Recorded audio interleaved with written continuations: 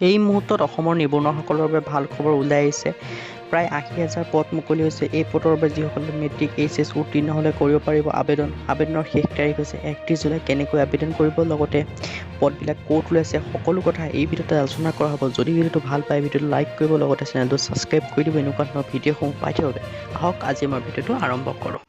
চাকৰি ক্ষেত্ৰত ওলাই আহিছে উত্তৰ-পূবৰ দক্ষতা কেন্দ্ৰৰ পৰা ELAC ফালৰ পৰা ইয়াৰ পৰা আপোনালোকে এই চাকৰিখিনি আপোনালোকে ডুবাই বা ছিংগাপুৰত কৰিব লাগিব আৰু ইয়াৰ যি প্ৰশিক্ষণসমূহ আপোনালোকৰ অসমতে দিয়া হ'ব বুলি ইয়াত ঘোষণা কৰিছে। আপোনালোকে দেখিব পাৰে যে বিশিষ্ট বৈশিষ্ট্যসমূহ আন্তঃৰাষ্ট্ৰীয় পৰ্যায়ৰ শ্ৰেণীকোঠা আৰু ব্যৱস্থাপনাৰ ছিংগাপুৰৰ পৰা বঞ্চিত উচ্চ শিক্ষাৰ পৰা প্ৰশিক্ষণ ক্ৰীড়া বিভাগৰ বিৰুদ্ধে স্কুল কলেজৰ পাঠ্যক্ৰমৰ নতুন ৰূপ আপোনালোকে দেখিব পাৰিছে। আপোনালোকৰ যি এই চাকৰিসমূহ আজি আপোনালোকে আবেদন কৰিব লাগিব। ইয়াত লগে আপোনালোকে ক'ত ডুবাই বা ছিংগাপুৰত আপোনালোকৰ চাকৰি হ'ব, কিন্তু যি পাঠ্যক্ৰম আছে পাঠ্যক্ৰমসমূহ আপোনালোকৰ অসমতে কৰা হ'ব। তাৰপৰা লিখিব পাৰিছে আন্তঃৰাষ্ট্ৰীয় ৰাজ্যত ব্ৰেণ্ডসমূহ 16% নিযুক্তি হাৰ। আপোনালোকে নামভৰ্তি 29 তাৰিখ কৈছে 31 জুলাই 2023 হয়। আপোনালোকে বিতংভাৱে তথ্য টোল ফ্ৰী নম্বৰ আপোনালোকৰ দিয়া আছে। এই নম্বৰত আপোনালোকে কণ্টেক্ট কৰি কথাখিনি ভালদৰে সুধিব পাৰে। পোনপ্ৰথমভাৱে আন্তঃৰাষ্ট্ৰীয় পৰ্যায়ত ৱাৰেণ্ট বা ডুবাইত নিযুক্তি হ'ব।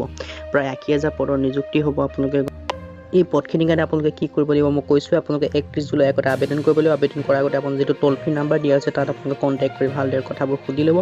সুধি লোৱাৰ পিছত আপোনালোকে যে তাত যোগদান কৰে বা আপোনালোকে এপ্লাই কৰাৰ পিছতে আপোনালোকৰ অসমতে পাঠ্যক্ৰমটো হ'ব। আৰু এই অসমত পাঠ্যক্ৰমটো আপোনালোকে পাছ কৰাৰ লগে আপোনালোকৰ ডুবাইত আপোনালোকৰ চাকৰি হৈ যাব। আজি ভিডিঅ' ইমানে। আজিলৈ পুনৰ নতুন ভিডিঅ'ত লগ পাম। যদি এনেকুৱা ধৰণৰ ভিডিঅ'সমূহ পাই থৈ বিচাৰে চেনেলটো ছাবস্ক্ৰাইব কৰি